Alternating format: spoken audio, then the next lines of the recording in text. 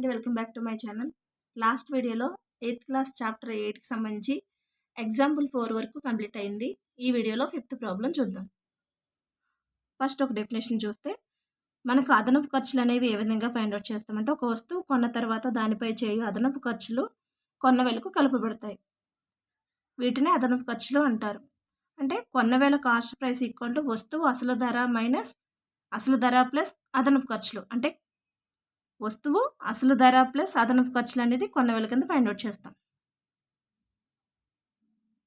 For example మనం gold షాప్కి వెళ్ళినప్పుడు ఒక గ్రామ్ రేటుకి సేమ్ అదే రేటుకి మనకి గోల్డ్ అనేది తయారు చేసేవాడు. ఎందుకంటే దాని మీద తరుగు మజరు వేసి మనకి టోటల్ ప్రైస్ చెప్తాడు. సో అది వస్తువు అసలు ధర అంటే ఒక గ్రామ్ గోల్డ్ ఎంత ఉందో అది ప్లస్ దానికి తరుగు మజురు అవుతాయి కదా అదనపు ఖర్చులు, అంటే ఆ రెండింటిని కలిపి మనం కొన్న వేల కింద ఫైండ్ అవుట్ చేసుకోవాలి.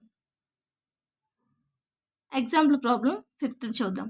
సోహాన్ ఒక పాత రిఫ్రిజిరేటర్ను 2500కు కొని దానిని 500తో మరమ్మతు చేయించి 3300కు అమ్మెను. అతను పొందిన లాభము లేదా నష్ట శాతము కనుగొనండి అన్నారు. లాభం వచ్చిందా లేకపోతే నష్టం వచ్చిందా శాతం కనుక్కోనండి అన్నారు. ఫస్ట్ మనకి కొన్న వేల చూస్తే కొన్న వేల సిపి ఈక్వల్ టు ఎంత మనకి 2500కు కొని దాన్ని 500 మరమ్మతు, అంటే అసలు ధర ప్లస్ 2500 ప్లస్ మరమ్మతు చేయించిన అదనపు ఖర్చులు అంటే మరమ్మతు చేయించినవి 500. సో ఎంత వచ్చింది? 3000 వచ్చింది. అతను ఎంతకు అమ్మాడు? 3300. అమ్మిన వేల ఈక్వల్ టు అమ్మిన వేల అంటే సెల్లింగ్ ప్రైస్. ఎంతకు అమ్మాడు? 3300కి. సో ఇప్పుడు మనకి కొన్న వేల ఏమో 3000 అయితే అమ్మిన వేల ఎంత వచ్చింది? 3300. అంటే మనకి ఇక్కడ తెలుస్తుంది లాభము ఫైండ్ అవుట్ చేయాలంటే అమ్మిన వేల నుంచి కొన్న వేల తీసేయాలి. లాభం ఈక్వల్ టు అమ్మిన వేల మైనస్ కొన్న వేల. 3300 మైనస్ 3000 చేస్తే ఎంత వచ్చింది? 300 వచ్చింది. లాభం ఎంత వచ్చింది? 300. సో లాభశాతం అడుగుతున్నారు. మనకు ఆల్రెడీ ఈ ప్రాబ్లమ్స్ అన్నీ 7th క్లాస్లో చెప్పడం జరిగింది. లాభశాతం ఈక్వల్ టు లాభము బై కొన్న వేల ఇంటూ 100. లాభం ఎంత వచ్చింది? 300 బై కొన్న వేల ఎంత? 3000 ఇంటూ 100. ఈ 2 zeros క్యాన్సిల్ అయితే ఇక్కడ 0, ఈ 0 క్యాన్సిల్ అయింది. 3 క్యాన్సిల్ అయితే మనకి ఎంత ఉంది? లాభశాతం ఎంత వచ్చింది? 10%. సో మనకు వచ్చింది లాభశాతం. Next example problem 6. ఒక దుకాణదారుడు ఒక్కొక్క బల్బు 10 రూపాయలు చెప్పిన 200 బల్బులను కొనెను. అందులో ఫ్యూజ్ పోయిన బల్బులు 5 బల్బులను పారవేసను. 200 బల్బులు కొంటే అందులో ఫ్యూజ్ పోయినవన్నీ 5 బల్బులు పారవేసను. మిగిలిన వాటిని ఒక్కొక్కటి దాన్ని 12 రూపాయలకు అమ్మిన లాభము లేదా నష్ట శాతము ఎంత అన్నారు. ఫస్ట్ మనకి ఒక్కొక్క బల్బు ఎంత? 10 రూపాయలు కదా. అలాంటివి ఎన్ని కొన్నట్టు? 200 బల్బులు.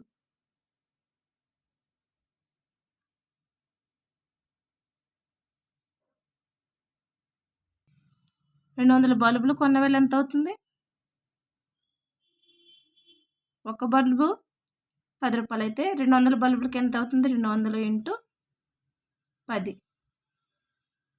2000 అవుతుంది. 200 బల్బులకి కొన్న వేల ఎంత? 2000 అయింది. ఫ్యూజ్ పోయిన బల్బులు అన్నారు. ఫ్యూజ్ పోయిన బల్బులు 5 బల్బులను పారవేసిన అంటే ఫ్యూజ్ పోయిన 5 బల్బులను తీసేయాలి కదా 200లోంచి. తీసివేయగా మిగిలిన బల్బుల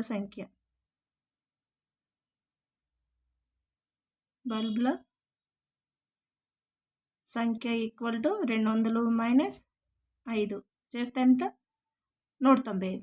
ఇప్పుడు ఏమంటున్నారు? ఈ మిగిలిన వాటికంటే ఈ 195 బల్బులు ఒక్కొక్క దాన్ని 12 రూపాయలకి అమ్మిన లాభము లేదా నష్ట శాతము ఎంత అన్నారు. సో 10 రూపాయలకి కొన్నది 12 రూపాయలకి అమ్మినప్పుడు మనకి 195 బల్బులని లాభమే వస్తుంది కాబట్టి మనకి లాభ శాతం కడతాం. మిగిలిన బల్బులన్నీ 195 కదా, 195. ఈ 195లో ఒక్కొక్క బల్బుని 12 రూపాయలకి అమ్మిన. సో 195 బల్బుల అమ్మిన వెల ఈక్వల్ టు ఒక్క బల్బు 12 రూపాయలు అయితే ఒక్క బల్బు 12 రూపాయలకి అమ్మిన. 195 బల్బులు అమ్మిన వెల ఎంత వస్తుంది? 195 ఇంటూ 12. సో 195 ఇంటూ 12 చేస్తే మనకి 5 రెళ్ళు 10 ఒకటి ఉంది, 9 రెళ్ళు 18 19 ఒకటి ఉంది, 1 2 2 1 3 195 0 4 1 ఉంటుంది 13 2040 రూపీస్. అంటే 19 బల్బులు అమ్మిన వెల ఎంత వచ్చింది? 2340 వచ్చింది. మనకు అసలు కొన్న వెల ఎంత? 2000 కదా. ఇక్కడ కొన్న వెల 2000, అమ్మిన వెల 2340 రూపాయలు వచ్చింది. అంటే 200 బల్బులు కొన్న వెల 2000 అయితే 195 బల్బుల అమ్మిన వెల ఎంత వచ్చింది? 2340 రూపాయలు వచ్చింది. అంటే ఇది మనకి లాభమే కదా, ఎక్కువే వచ్చింది 2000 కన్నా. సో లాభము ఈక్వల్ టు అమ్మిన వెల మైనస్ కొన్న వెల. అమ్మిన వెల ఎంత? 2340 మైనస్ కొన్న వెల 2000. సో ఈ 2000 ఇందులో నుంచి సబ్ట్రాక్ట్ చేస్తే లాభం ఎంత వచ్చింది? మనకి 340 వచ్చింది. సో లాభం వచ్చినప్పుడు లాభ శాతం కట్టొచ్చు కదా. లాభ శాతం ఈక్వల్ టు లాభము బై కొన్న వెల ఇంటూ 100. సో లాభం ఎంత? 340 బై కొన్న వెల 2000 ఇంటూ 100. ఈ 2 zeros క్యాన్సిల్, ఇక్కడ 0 క్యాన్సిల్ అయింది. ఇది ఇందులో 17 టైమ్స్ క్యాన్సిల్ అవుతుంది. సో మనకి ఎంత వచ్చింది లాభ శాతం? 17% లాభ శాతం వచ్చింది. ఒకసారి మళ్ళీ ఎక్స్ప్లెయిన్ చేస్తాను చూడండి. ఒక దుకాణదారుడు ఒక్కొక్క బల్బు 10 రూపాయలు చొప్పున 200 బల్బులు కొనను. 200 బల్బులు కొన్నాడు. అందులో ఫ్యూజ్ పోయిన బల్బులు 5 రూపాయలు, ఫ్యూజ్ పోయిన బల్బులు 5 బల్బులను పారవేశాను. మిగిలిన వాటిని ఒక్కొక్కటి 12 రూపాయలకి అమ్మిన లాభము లేదా నష్ట శాతం ఎంత అంటే, ఫస్ట్ మనకి ఒక్కొక్క బల్బు ఎంతకి కొన్నాడు? 10 రూపాయలకి కొన్నాడు. అవి అలాంటివి ఎన్ని బల్బులు? 200. అంటే సో మనకి 200 ఎన్ని బల్బులు? 200 బల్బులు ఇంటూ 10 రూపాయలు. సో ఎంత? 200 బల్బులు ఖరీదు 2000. ఫ్యూజ్ పోయిన బల్బులు 5 తీసేయాలి కాబట్టి 200 నుంచి 5 తీసేస్తే 195. తీసేయగా మనకి మిగిలిన బల్బులు ఎంత? 195. ఈ 195 బల్బుల్లో ఒక్కొక్క బల్బును 12 రూపాయలకి అమ్మిన. అంటే ఒక్కొక్క బల్బు 12 రూపాయలకి అమ్మితే 195 బల్బులు అమ్మిన వెల ఎంత? 195 ఇంటూ 12 2340 వచ్చింది. సో ఇది కొన్న వెల మీద ఎక్కువే వచ్చింది. మనకి 5 బల్బులు తీసేసినా, పోయిన బల్బులు 5 తీసేసినా మనకి అమ్మిన వెల ఎంత వచ్చింది? 2340 వచ్చింది. సో లాభమే వస్తుంది.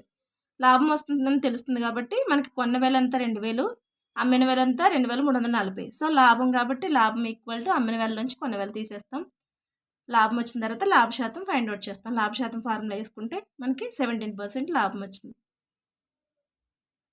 Next example problem 7. మీను ఒక్కొక్క ఫ్యాను 1200 చొప్పున 2 ఫ్యాన్లను కొని ఒకదాన్ని 5% నష్టమునకు, మరొక దాన్ని 10% లాభమునకు అమ్మిన వాటి అమ్మకపు వెలను కనుగొనము అన్నారు. మొత్తము మీద అతనికి ఎంత లాభము నష్టమో కనుగొనండి అన్నారు.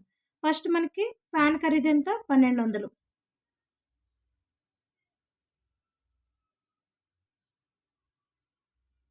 ఒక్కొక్క ఫ్యాన్ ఖరీదు 1200. సో ఇది కొన్న వెల అవుతుంది.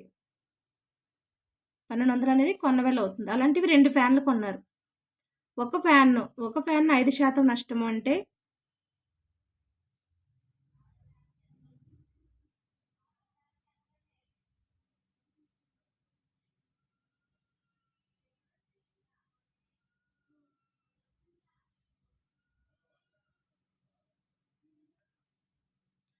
ఒక ఫ్యాన్ను 5% నష్టమునకు అమ్మిన అదేమవుతుంది, 100కి 5% తగ్గించారంటే 100 మైనస్ 5 ఎంత అవుతుంది, 95%కి అమ్మారు. సో అప్పుడు ఏమవుతుంది, 95/100 ఇంటూ 1200. ఎందుకని 5% నష్టానికి అమ్మారు కాబట్టి మన శాతాన్ని 100 అయినప్పుడు దాంట్లో 95% అవుతుంది, 5% తగ్గించారు కాబట్టి. ఇది క్యాన్సిల్ చేస్తే ఈ 2 zeros క్యాన్సిల్ అవుతే 95 × 12 ఈక్వల్ టు ఎంత వస్తుంది మనకి, 5 2 10, 1 ఉంది, 9 18, 1 19, 95 0 4. సో ఎంత వచ్చింది, 1140 వచ్చింది మనకి. 5%కి నష్టం కమ్మినప్పుడు 1140 వచ్చింది. ఇది అమ్మిన వెల వచ్చింది. నెక్స్ట్ మళ్ళీ ఏమంటున్నారు, మరొక దాన్ని 10% లాభమునకు 10% లాభమునకు అమ్మిన అంటే ఎంత, 100 + 10 110. సో 110కి మనం కడితే అమ్మిన వెల వస్తుంది 110/100 ఇంటూ 1200.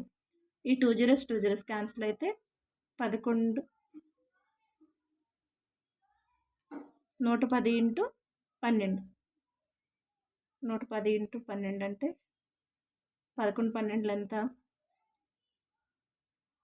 22 11 1300. ఇక్కడ 0 ఉంది కాబట్టి 1320 వచ్చింది.